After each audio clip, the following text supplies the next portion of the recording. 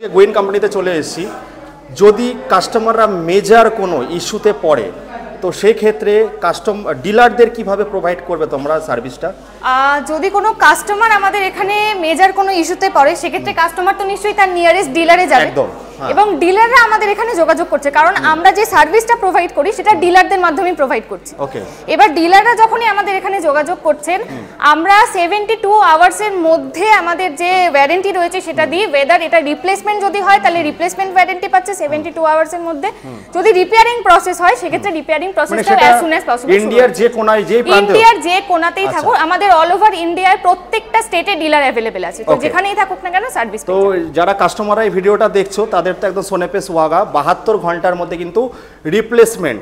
Motor কন্ট্রোলারে তো issue হলে তো কোনো অসুবিধা নেই, টায়ারও কিন্তু গ্যারান্টি এরা প্রোভাইড করছে, ওয়ারেন্টির সঙ্গে চ্যাচিসে ওয়ারেন্টি পাচ্ছেন।